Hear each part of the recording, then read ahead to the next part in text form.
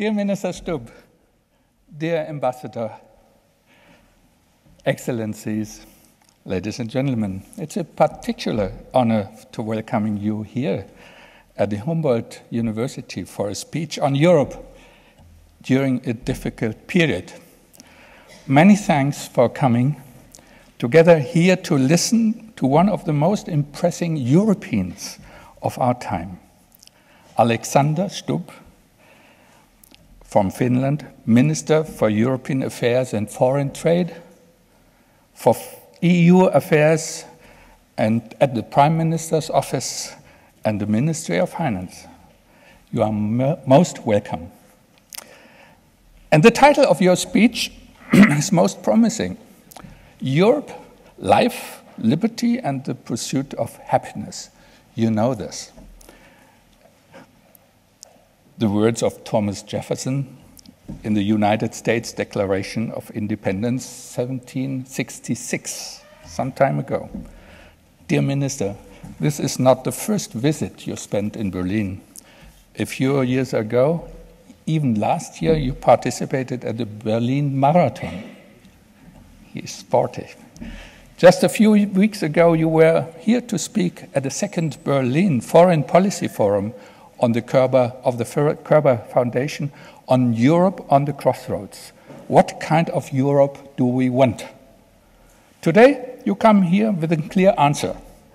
Life, liberty, and the pursuit of happiness. Particularly with the young generation here in this room, law students of the second year, you can be blunt. What is the Union for? What justifies taking decisions at this level, where the individual barely has an opportunity to participate effectively in the democratic sense of self-government? 500 million people building one will. How should this work? How do we develop the Union according to the principle of subsidiarity to do what states cannot do democratically and effectively?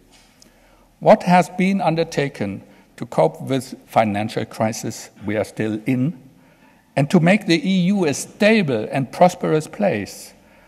I mean the six-pack, the two-pack, the EMS, the financial compact, and in future perhaps the banking union. Enhancing control, sanctions, and intergovernmental cooperation. Will this do? Will this be sufficient? I know that you are skeptical on amendments of the treaties. Yes, it's not likely that the UK, and certainly some others, would accept, let alone with a referendum as promised by David Cameron. As we have seen, intergovernmental coordination of economic policies has failed. However, if member states feel necessary, they will not keep with their promises. Would more of this, as Cameron said, more of the same, would that be a solution? No.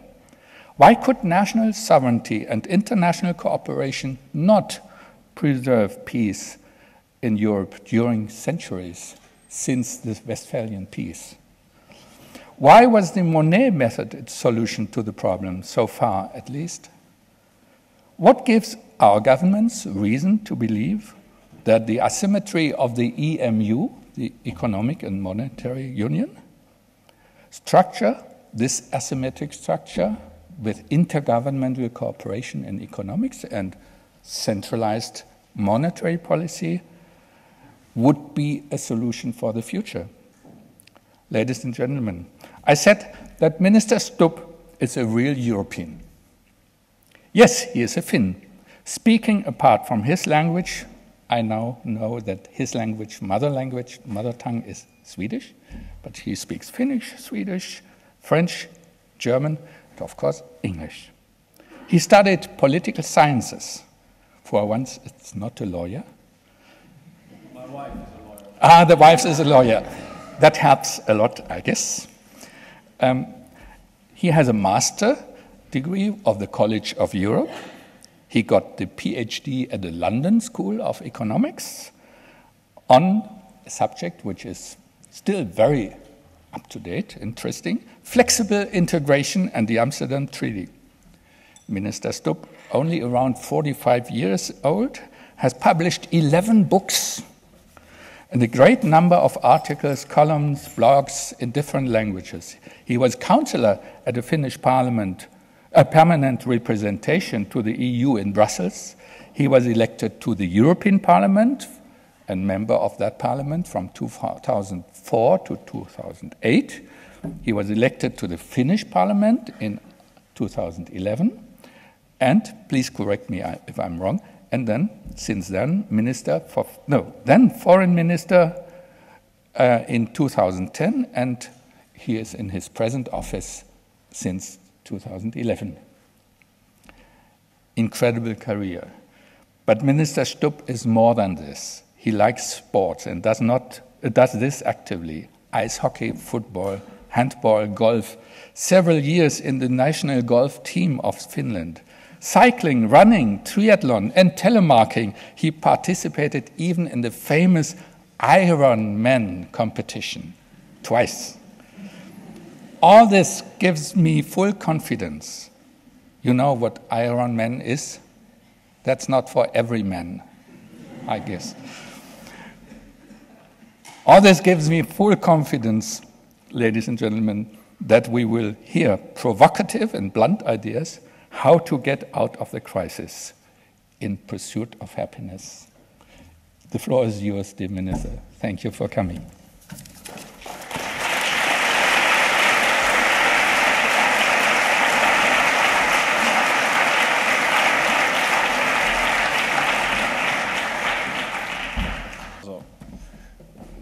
Vielen Dank, Professor Bernice. Also,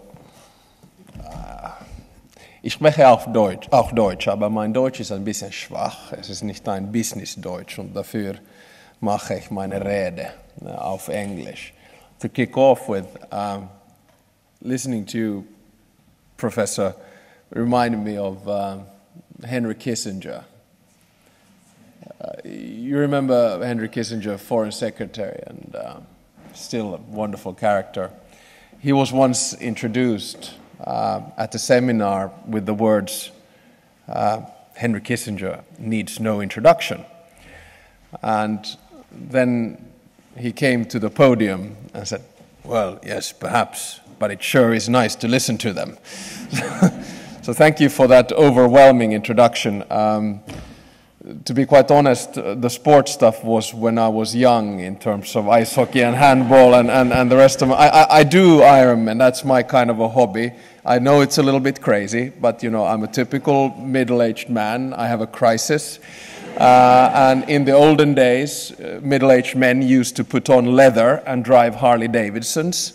And nowadays we put on lycra leotards and ride bicycles. So we've changed around a little bit. And yes, I'm only a humble political scientist, but as I said, my wife is a lawyer. She's actually British, and to this I always add, but she is good looking. And I'm allowed to say that as well, apparently. So I'm standing here, I guess, then as a 45-year-old Finnish man with some kind of an age crisis, but happy to be here.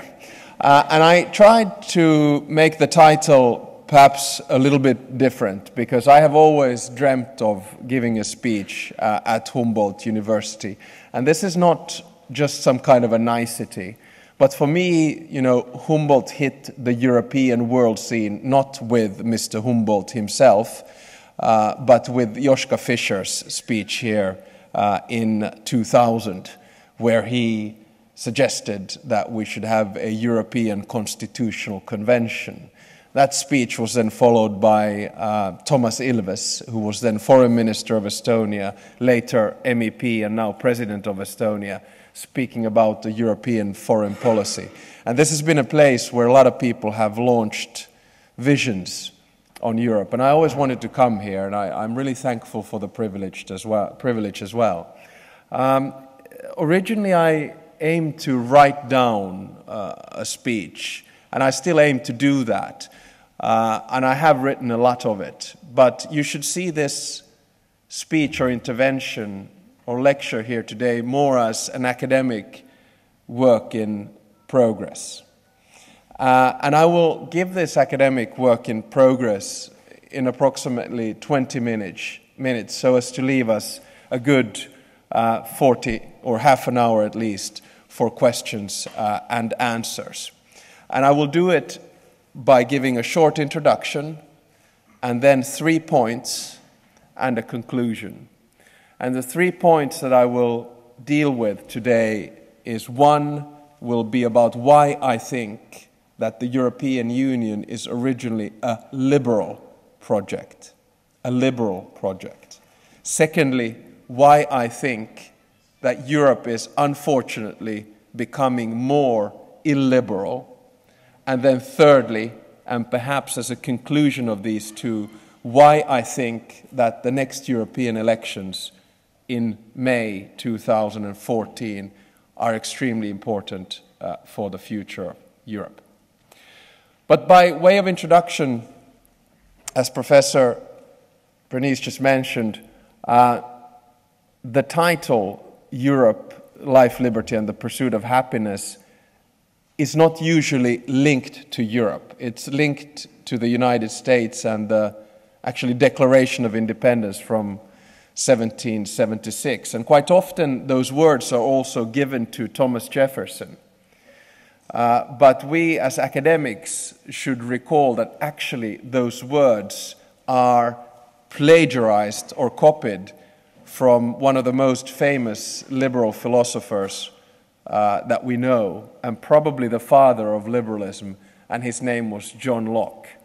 When he was in exile in the Netherlands from the English Revolution, he wrote a book called The Second Treatise of Government. And in that book, he coined the phrase life, liberty, and the pursuit of property. So the pursuit of land. So one could call him perhaps one of the first capitalists in the world as well. But nevertheless, these terms were then copied to the Declaration of Independence. Now, what I want to do in this speech is to go back to the roots of the European Union and bring it back to the upcoming election. So to a certain extent, I'm looking at the past, the present, and the future. I will not try to define a finalité politique for you. I will not say that Europe will become intergovernmental, Europe will become federal, or go through the community method. Instead, I will say that the European Union will always be more than an international organization, but less than a state. And the messy system of governance that we have created over the past few years will never resemble a traditional international organization, nor never a state. If you were to put me in one box, put me in the box of liberals, not necessarily party-wise, but in terms of I'm an economic liberal and a value liberal. Put me in the box of pro-European, almost in the box of federalist, if you will, and put me in the box of someone who firmly believes that the success of this continent has its roots in the process of European integration. So I'm a liberal pro-European, if you want to box me somewhere. And if you want one thesis for this speech, it will be that the European Union will never be perfect, but it does the job. It provides us with three things, which are peace, prosperity, and security. And as long as it does that, I think the Union will continue to muddle along.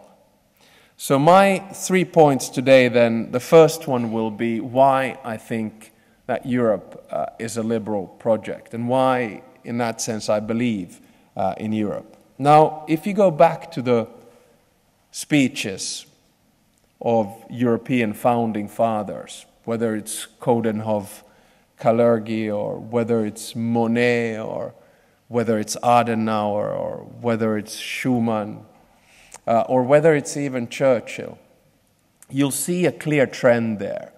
And it was a trend which Professor Panis made reference to, that the nation state had failed to give the basic good to European nation states since the Peace of Westphalia.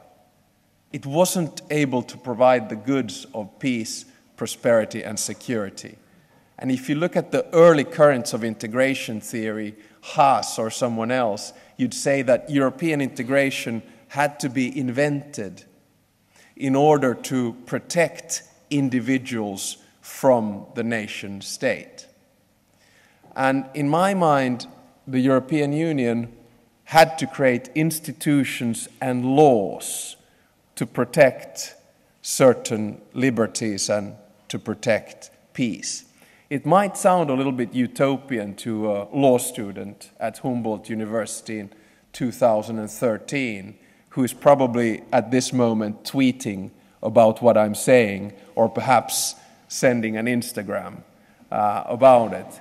But that was the basic foundation.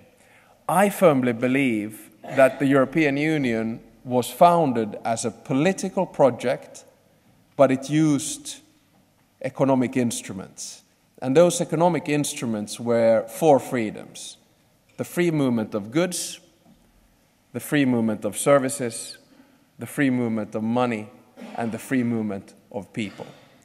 And it's precisely these 4 freedoms, I would argue, that are under threat in today's Europe and in today's European Union. If you look at the preambles of the treaties, you'll see this even more clearly. In 1952, the coal and steel community, it was all about peace. Yeah? In 1957, the European Economic Community, it was more about economic liberties, if you will, as an instrument for peace. And then if you move on to the Single European Act in 1987 or the Maastricht Treaty in 1993, you start again seeing a different focus of European integration. But it was really, at the end of the day, about enabling Europe to do something.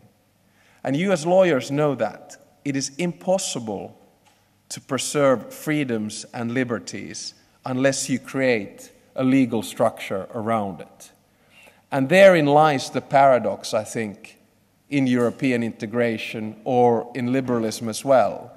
Liberals traditionally, and I'm not talking about party politics here, conservative, liberal, or socialist, but liberals in general have always had a problem with the notion of a state, right? Because liberalism at the end of the day is about individual freedoms. But the state was created to try to protect those individual freedoms, and I would argue that so was the European Union as well. So we needed common institutions and common policies to preserve liberties. I still think that the European Union is by far the most successful laboratory of relations between nation states that we have ever seen. And I know that we are in this mode of doom and gloom in Europe, that we're not growing as much as Asia, we're not growing as much as the emerging economies. But I still think that we should look at what we have achieved. We are the largest economy in the world, bigger than the United States. And relatively speaking, I would argue that we are the most well-off continent in this world. Does this mean that we shouldn't improve? No. It means that we have to keep on working at it. But still, you have to look at the European Union and its member states as successful for 2 reasons. One, we are based on a market economy, competition and freedom. And 2, we're based on a liberal democracy. And this combination of a liberal democracy and a market economy seems to work. So my first argument is that the EU was based on liberal principles, but is of course a compromise like any institution is. Now, my second argument and point today is that I'm quite worried because Europe is becoming increasingly illiberal. And I can't put my finger on it, but the general mood in my mind in Europe is right now inward bound. It's both inward bound in terms of fortress Europe, thinking among the 28 member states, being against enlargement or being against migratory flows. But it's also inward looking in terms of nation states and nationalism. It's almost as if we are afraid of change. And I guess if you look at the human condition, you're right. At the end of the day, I guess many of us are born conservative and looking for some kind of security. But now we're seeing some kind of a megatrend which is inward looking, which is very, very paradoxical, because the tools for being truly global nowadays, whether it's then Twitter or Instagram or Facebook or the ICT world in general, is completely different. Yet the jargon that we hear is inward looking. And I would also argue that the traditional notions of authority in Europe are crumbling. You guys are sitting out there in the audience, and when I say the word politician, or if I say the word Bundestag, or if I say the word Bundeskanzler, or if I say the word CDU, CSU, or SPD, or Grüne, or Linke, then I would argue that you sort of think, yeah, interesting politics, but you don't look at politics anymore as an authority. And I would argue that this is a megatrend that we see in Europe. Why are we seeing this sort of hollowing out of the state, hollowing out of authority? Probably because of demographics, probably because of globalization, but there is no simple reason. Now, what is this inward-looking thinking leading to in Europe? I think it's leading to two things. Number one is what I call anti-movements. In Finland, anti-movements would be a party called the True Finns. In other European countries, you have a whole bunch of anti-movements as well. And the interesting thing is that they're not either from the left or from the right, but they're from both sides. And in my mind, they have 5 characteristics. The first characteristic is that most of them are anti-European. So the thesis is everything that is bad comes from Brussels, everything that's good is thanks to me, right? So they're anti-Brussels. Again, anti-authority. They're creating an image that every decision comes from Brussels and every decision coming from Brussels is bad. Secondly, they're anti-multicultural. Anti-multiculture. And I'll give you one example. You look at the extreme right and the extreme left in France. On one hand, you have Marine Le Pen, extreme right, Front National. What is she against? She's against the Maghrebian immigrant, right? North African immigrant. On the other hand, you have the extreme left and Mélenchon. What is he against? He is against the Polish plumber, right? It's against multiculturalism, and it's trying to bring your own nation to some kind of a pedestal. Thirdly, it is usually socially conservative. It doesn't want societal change, but it is very fast to pinpoint what is wrong with society at this particular moment.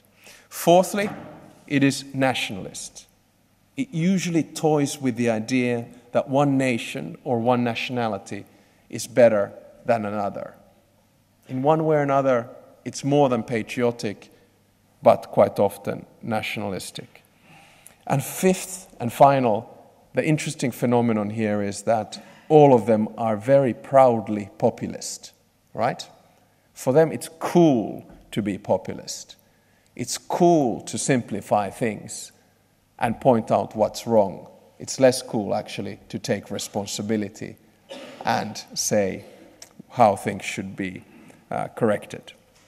So my argument number one here on why Europe is, or how Europe is becoming illiberal, is to say that one of them is linked to anti-European movements. The second trend here is something which is perhaps a little bit difficult to pinpoint, but to me has illiberal tendencies, and that's over-regulation. Now, there's nothing that frustrates me more than a politician talking about himself or citizens in third person. You know the type. Our citizens want, right? Is it unsere Bürger, right? Our citizens want. I mean, sorry, but how the hell do I know what you want, to be honest? And you get a lot of this, and you get a lot of it especially from European politicians, and especially in the European Parliament. Knowing what European citizens want, I think, is quite an obnoxious and outrageous claim, not least because we're 28 member states in the European Union and over 500,000 people. Now, what has this led to? It has led to, in my mind, a notion of over-regulation. This means that both on a national, local level, but also on a European level, we have a tendency to find a solution to every problem by legislation. And unfortunately, that legislation is always late. It's always linked to a crisis, be it the financial crisis, be it to climate change, or be it to something else. But it's always a little bit late, and there's always a fear of over-regulation. Am I against laws per se? Am I an anarchist here? No, not at all. Quite the contrary. I fully understand that we need laws. You cannot live without laws in the field of environment or, for instance, climate change. It's simply impossible to do that. But we should be sensible of how much we actually regulate and what is the right level of legislation and how binding that legislation is. We see a debate in the United Kingdom at this particular moment, which is cut red tape. Again, it's the mentality. Brussels is bad, London is good. Or we see a similar debate in the Netherlands as well, where they put down 52 areas where we should have a look at European legislation. Now, I'm not going into this boat. I think it's always important to look at the level of legislation and what we do, but at the end of the day, being anti-red tape should not mean that you are anti-Europe. What I would like to see are laws which are more liberating, which are more allowing for European individuals, for European NGOs, and also for European companies. So I would argue that we need to fight this illiberal trend. Now, finally and thirdly, before I conclude, I would like to say why European elections matter. Now, I fully admit that I'm an EU nerd. You know, my academic background is in European stuff. My civil servant background is in European stuff. And my political background is in European stuff as well. I mean, I was never meant to plunge into national politics. I wanted to be in European politics because I have a passion and hopefully at least a superficial knowledge about it as well. I want to throw a few theses out to you. One is that I firmly believe that a single member of the European Parliament has in EU legislation more power than a national minister. Sounds a little bit absurd, but the European Parliament is a different kettle of fish from, for instance, the Bundestag, because you don't have an opposition and government setup. If you get a report, say the Services Directive or the Chemicals Regulation or anything of that sort, you are the rapporteur and you stand for the position of the European Parliament, and on the other side of the table you have 28 ministers and a commissioner. You have a lot of power to skew the debate.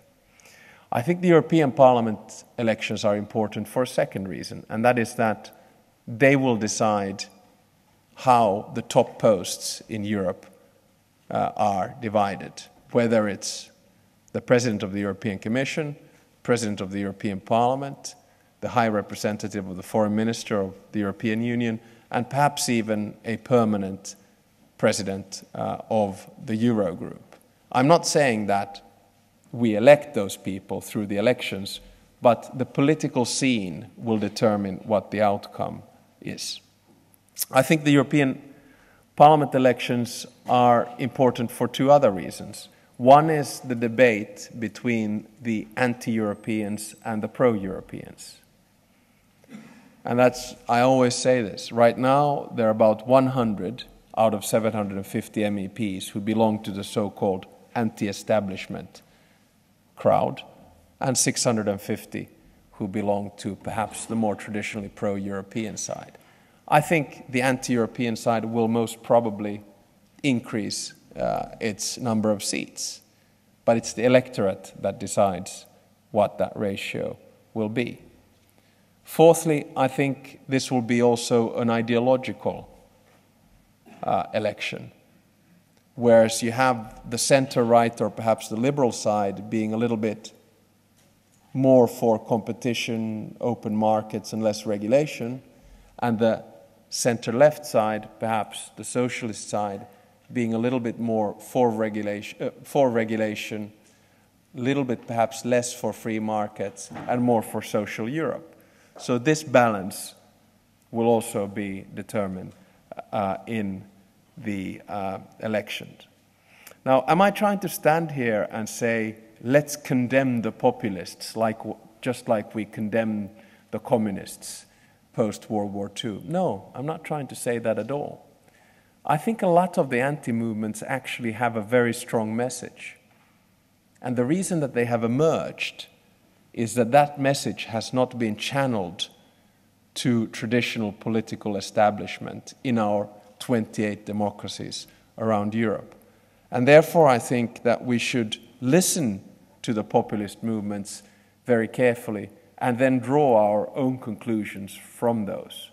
What I don't want to see happen is that these conclusions are some kind of cloning of anti-European policies, some kind of a situation whereby we turn inwards, we become less liberal, and we become less tolerant in the policies that we construct. There are going to be huge issues hitting the European scene and already hitting the European scene. I don't need to mention all of them, but look at the issue of data protection, for instance. Data protection is huge. It's about individual protection. It's about protection of companies. It's about, as we well know, espionage. It's about the flow of information from one country to another. The lovely thing with internet is, by the way, that it emerged extremely fast. And the reason it emerged so fast was that we were not able to regulate it from the beginning. But that debate is starting. And there, of course, you have many different schools. One school says that the state should be the regulator of the internet. The other school says, no, it's a little bit more open source and let the private sector, to a certain extent, take care of it. These are delicate, very difficult issues as well. A second huge issue, look at the digital world today. You guys, we are going to be printing goods from 3D printers as one day. And here we're still talking about exports and imports and how goods flow across borders and states. How many of you buy CDs nowadays? I see one hand.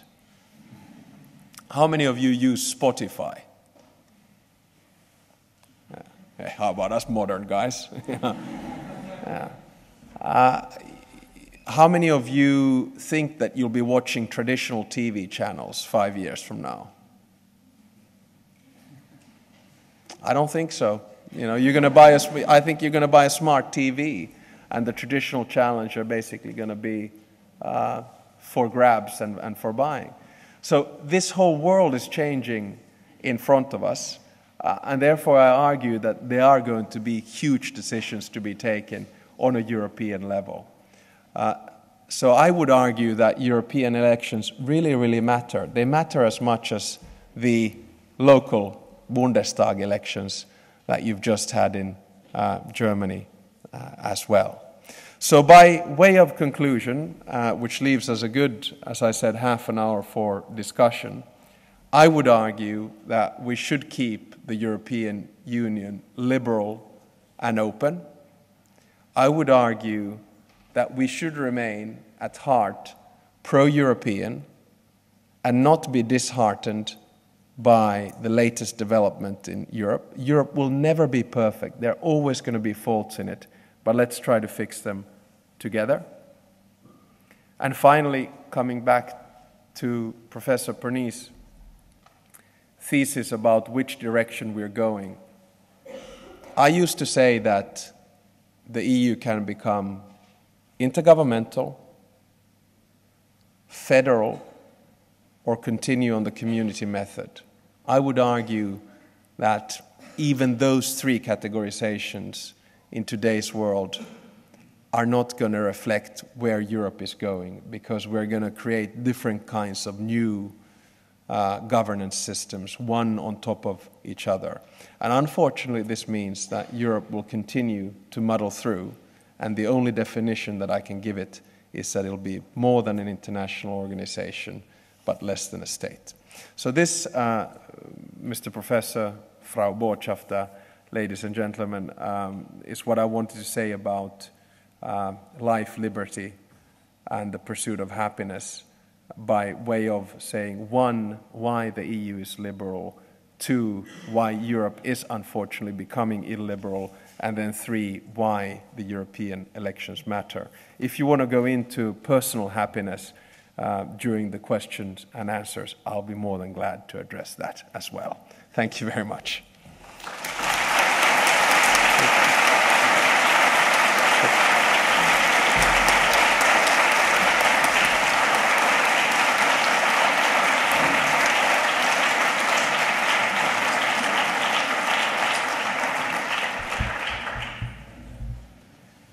So this was really a reason to be happy.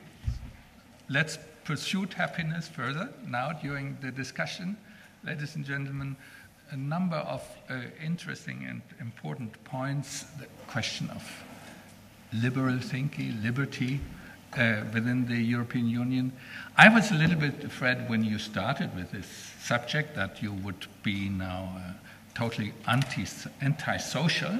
All the social dimension of the European Union would be left out, but it was not your subject.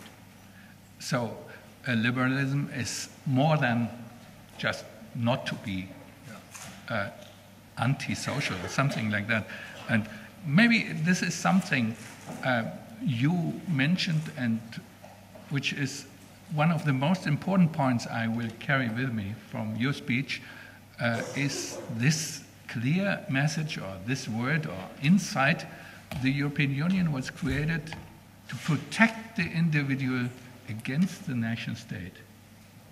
And to hear this from a very powerful member of a government, a very powerful member of the government, of a state, I think this is remarkable, and we should remind this.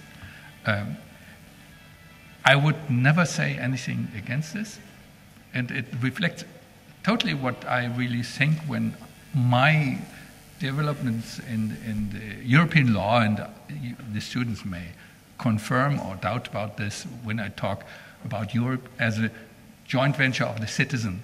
It's the citizens who created this and who want this through their governments, but it's not the governments who impose anything to the citizens.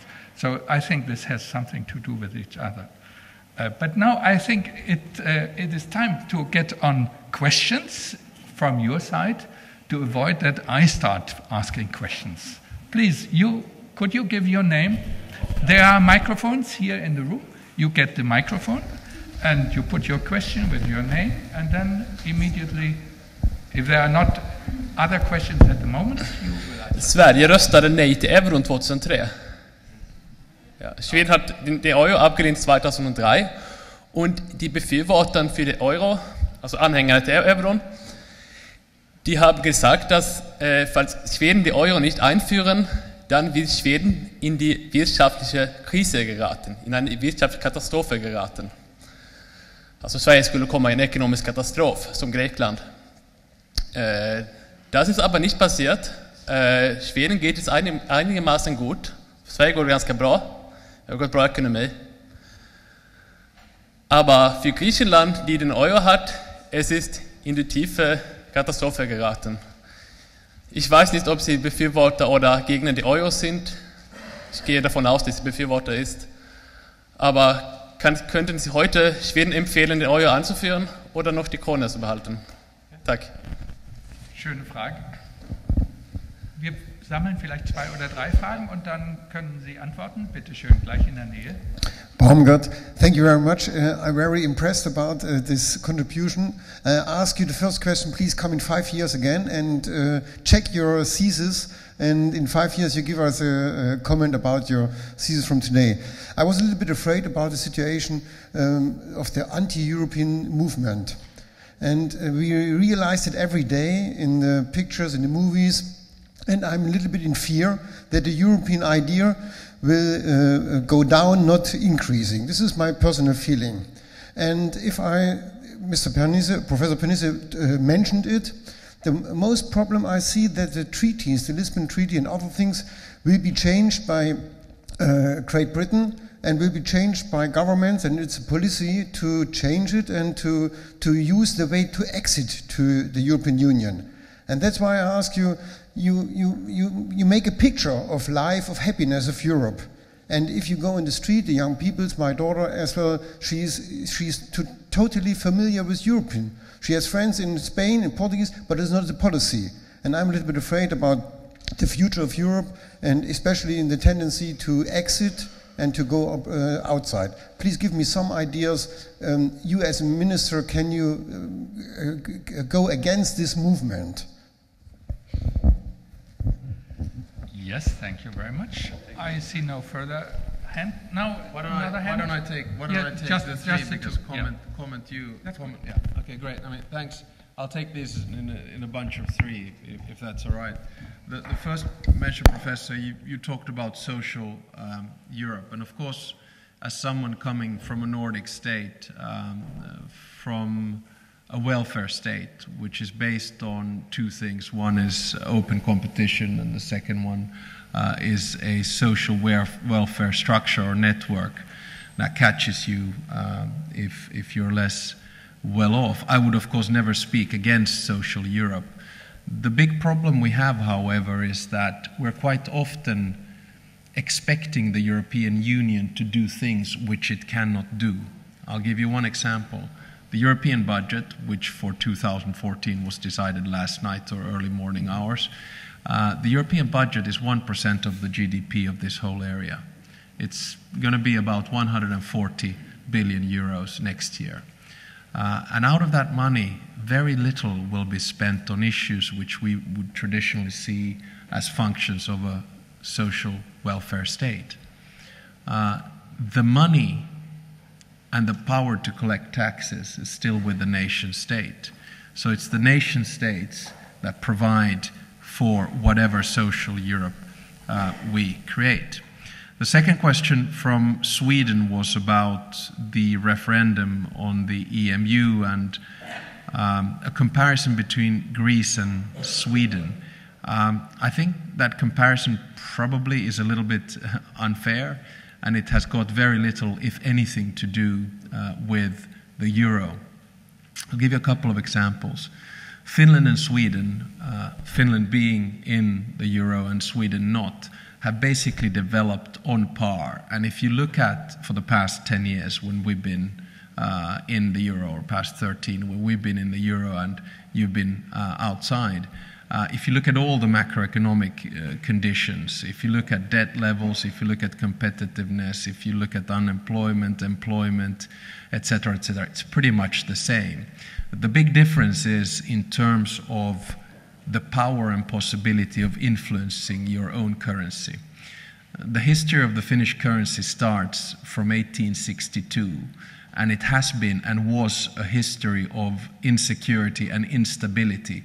And it was a history of a currency that was always linked to big power politics, whether we were pegged to the dollar, to the gold standard, to the pound, or to the ruble.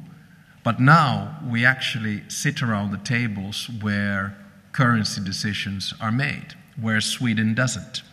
When the European Central Bank decides to drop its interest rates from, say, 0.5% to 0.25%, the Swedish Central Bank will have to react within a matter of seconds. So it hasn't really played a big difference, but it has given us, of course, as Finns, a greater chance to influence those decisions. Now, comparing it to Greece, second point, is a little bit, I think, unfair in many ways. I think the whole financial crisis is not so much a crisis of the European Union as such. It is a crisis of each and every individual member state. If you don't take care of your public finances, if you overspend, if you increase salaries too much, if your labor costs are too high, if your productivity rates are subpar, if you take too many loans, you're going to run into trouble, regardless of whether you are in the euro or not. The big difference is, of course, that the euro cannot be devalued, so you lose that competitive edge, whereas, for instance, I guess Sweden or someone else could do it. So, the comparison is not about which currency you use, but which kind of economic policies, I would argue, you drive. Now, then the third question was, could I come back in 5 years? Yeah, I'd love to. I mean, let's see where we stand. I can come earlier as well. It's no problem whatsoever. I mean, this is sort of an eternal project, the European Union. And in my mind, it goes through different crisis circles. Say in the 70s, it was oil. In the 80s, it was the internal market. In the 90s, it was enlargement. In 2000, it was institutions. And now it's the economy. So it's a project that will never be finished, as I said. It doesn't have a finalité. But the worrying thing I see and the worrying trend I see is the sort of inbound thinking that we see from a lot of European nation states. And this is linked to your second question about the anti-European movements. I mean, it's difficult to say what exactly bites on this, because if you go to Finland, for instance, and you ask anyone on the street about Europe right now, they will be quite German in their view, in the sense that they'll say that, why are we paying for countries that have not taken care of their public finances? Why are we losing taxpayers' money to it? So we have lost in many ways the discourse and the argument that, well, as a matter of fact, we haven't lost anything yet, that we're trying to keep the system working, and we have done quite well. My argument currently is that if the crisis was 100 steps, we've probably taken about 70, and so far not one cent of Finnish taxpayers' money has been lost in the process. I think we would have lost much more had we let things fall away.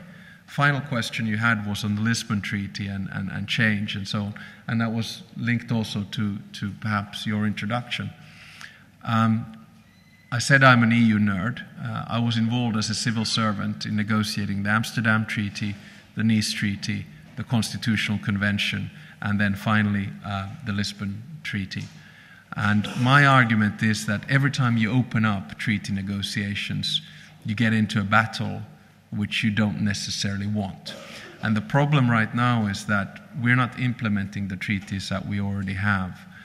So that's why I'm a little bit afraid, if we open the treaties, that again, it'll be a little bit like, a la carte. People start picking and choosing where they want to be. The UK would want to drop out from something, and then perhaps the Eurogroup would like to advance in something. And I don't know, it just, perhaps I have a trauma from the intergovernmental conferences, and that's why I don't want to open treaty change at this particular stage.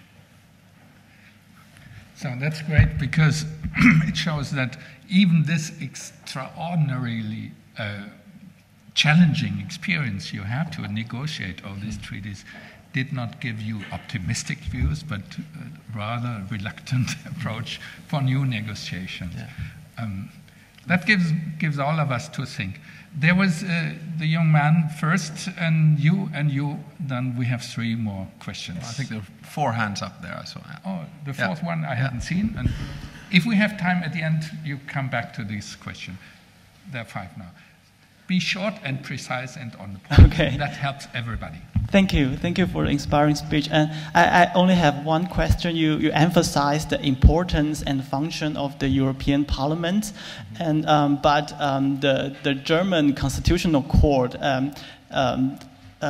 is I think they see the democratic legitimacy of the Parliament very questionable, because the weight of each vote of citizens from a small member state is much greater than that of a big member state. For example, the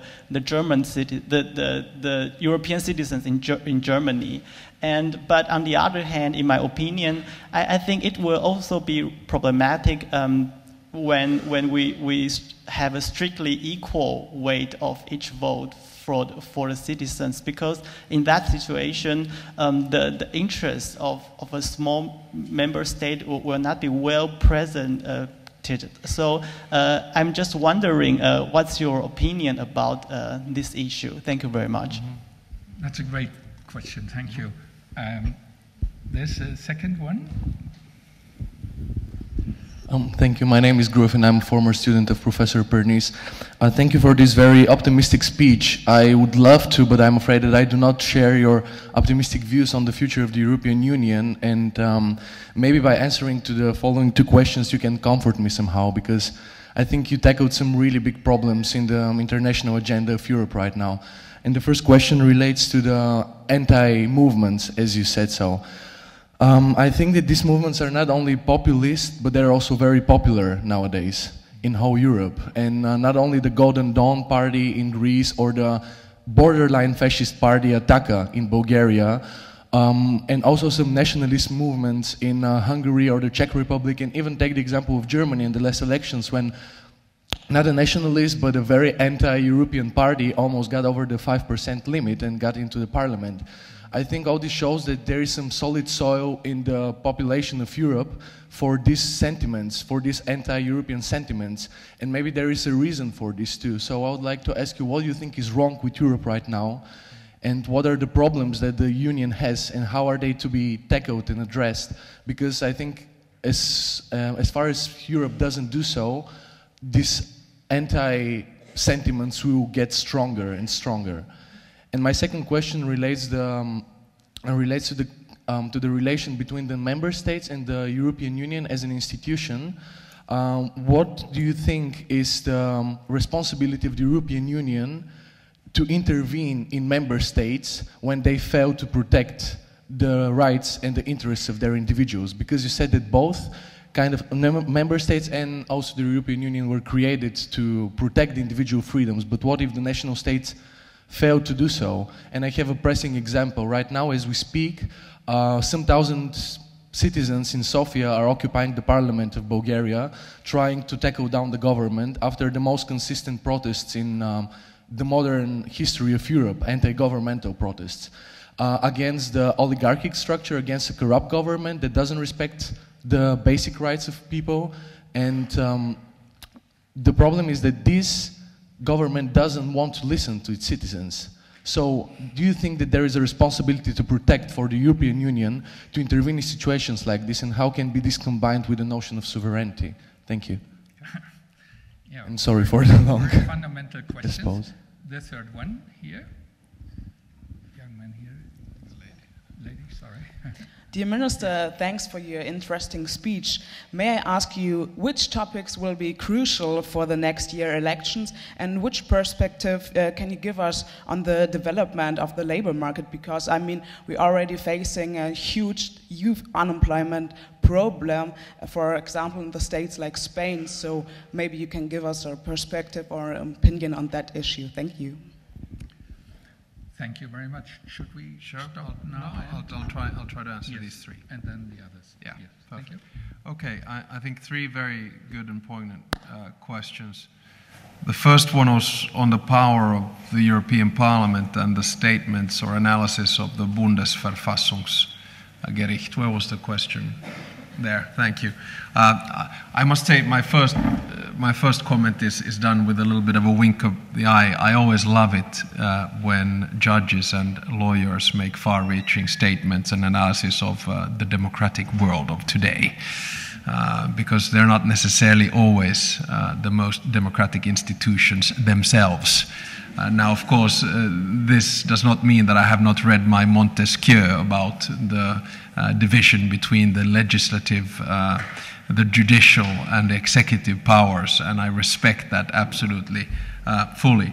But I think your question and the analysis of the Bundesverfassungsgericht shows how complex European democracy can be today.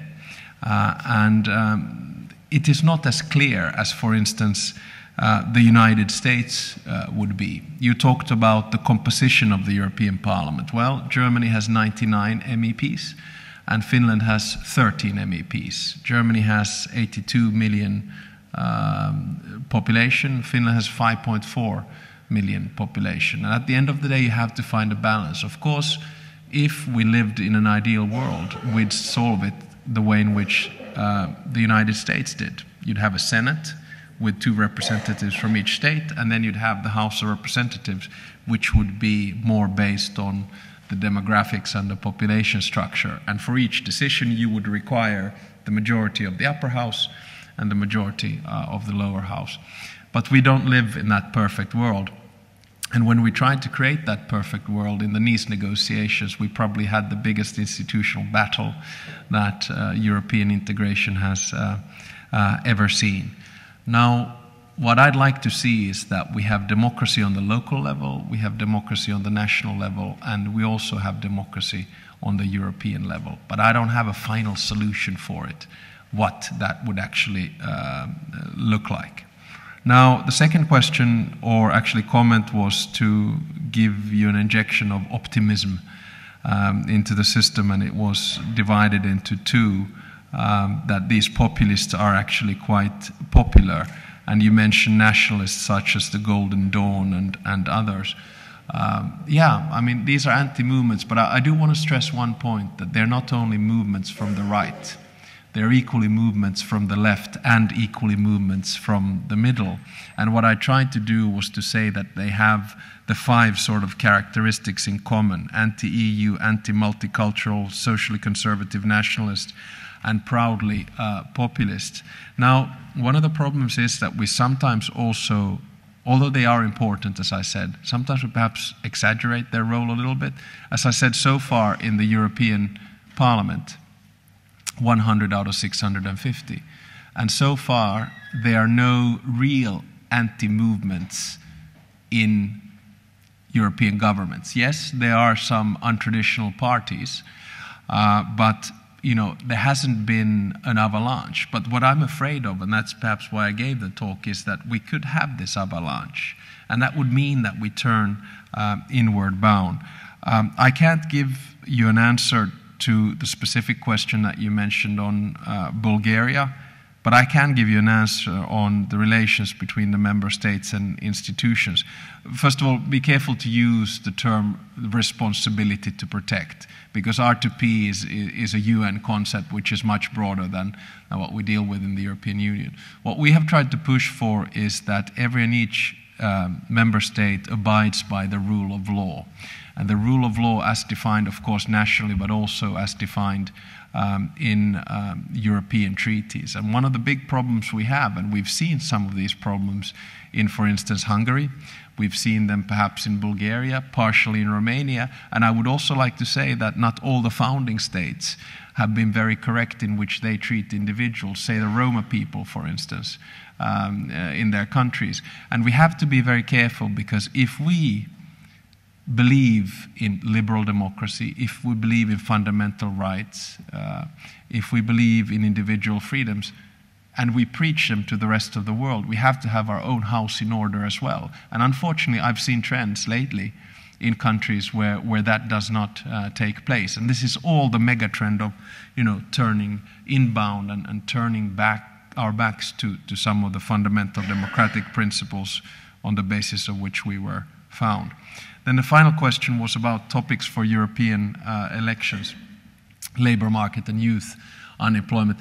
Well, actually there is a youth unemployment or unemployment summit meeting in Paris today, where lots of our political leaders are, including my Prime Minister and the Chancellor of Germany and the President of France. I think it's good that we discuss these issues, but at the end of the day, we should not create false assumptions that the European Union as such can provide some kind of a magic potion that will bang rid of unemployment, be it youth unemployment or otherwise. I think at the end of the day, unemployment is something that can be rigged off by the private sector. It's entrepreneurs, it's enterprises that create jobs. We from the public sector can only create conditions for that. And then there are a few measurements. How do you get a young student employed in a company in an easier fashion?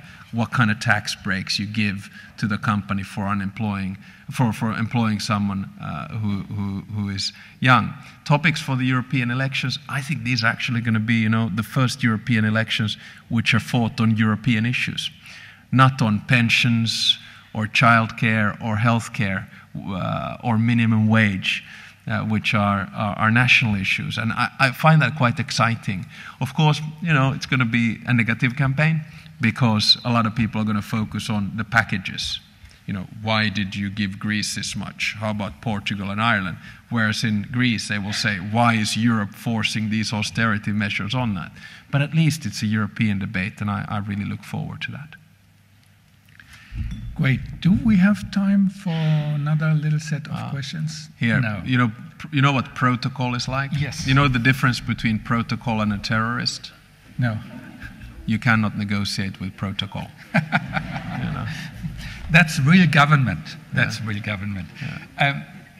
Ladies and gentlemen, dear Ambassador, please give me time for saying thank you for this wonderful speech, which gave me a lot of stimulating new ideas, among which I would like, of course, to ask a last question, but you can answer that the next time you're coming, and that is, would the internet and this new technology, if developing smoothly, be an instrument for enhancing democratic participation of citizens in European politics, particularly, one day?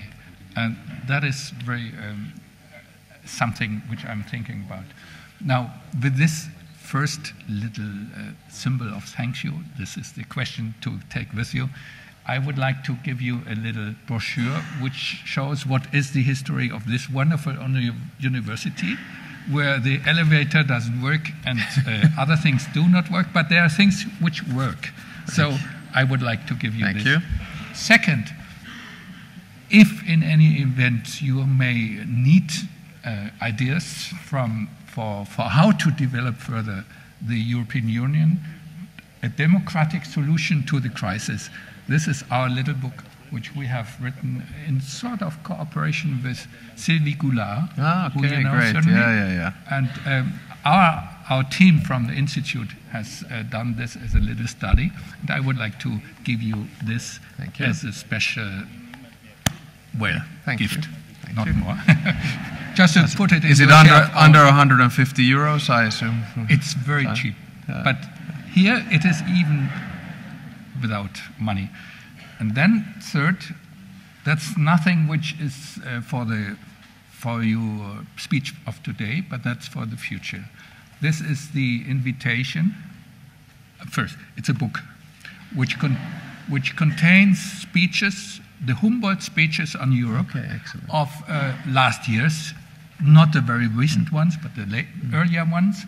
And it is sort of, I thought it to give it to you for inviting you to give a Humboldt speech on Europe next, in 2 years. 2 but years, okay. There is a condition. All right. This series of speeches is reserved only for heads of state and government or presidents of international or European institutions. So, president of the parliament, president of the commission, you can choose. Okay. I would like to invite you as a person like that, which if you like to become this one day, I wish you all good luck to pursue all your work you have done and you are doing in a very nice and very positive spirit in the future, and reach this possibility to govern not only Finland but also Europe perhaps one day, and then come here back to talk, not within 5 years but in 2 years, come back and speak about what is your experience, and to the young people, how to do this, how to reach this position. Thank you very much. And if I'm allowed, typical negotiator, may I bargain that deal? And I'll promise to come back in 2 years. But let's make a deal that I don't have to be a head of state or a head of government or head of a European or head of a European institution. But I can be the head of Twitter in politics. That would be quite okay. And in that light, I really appreciate these visits. You see, I sit in a lot of meetings in my life, a lot of meetings. And not all of the meetings go like in Hollywood movies. If you will. Some of them are a little bit tedious and some of them are a little bit long. And some of them are a little bit boring. But I find that every time I come to a university, it means a lot to me and it gives me a lot of energy. And I would like to do 2 things. First is to tell you an anecdote, and secondly is to take a picture to finish off with, because I want a picture for both my Twitter page and then my Instagram. Yeah, I'm 45, but young. You can always grow old, but never cease to be immature. The anecdote is the anecdote.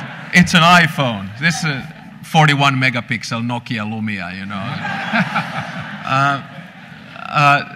The anecdote is about languages, and you know that in the EU we have 23 official languages, and they're always interpreted simultaneously from one to another. And I remember one time, and this is an almost true anecdote, when my Prime Minister was giving a speech in the European Parliament, and he did it in Finnish. I was interested, of course, listening to it in Finnish, but then the Prime Minister put his paper aside, and he said, I'm going to tell you a joke. And languages and jokes? So I immediately grabbed the headphones to listen to what the joke was going to be about and how the English interpreter worked. And it was a brilliant interpreter, a woman, of course. And she said, the Finnish Prime Minister is currently telling a joke. Unfortunately, I am unable to translate it, but as of courtesy, I would really appreciate it if you could all laugh now. So that just shows you how complicated Europe is. And now for the picture, if you could all sort of raise your hands and wave, that would really. So I feel like like in a rock concert kind of a thing. So great, thank you. It was so good. Thank you. All the best.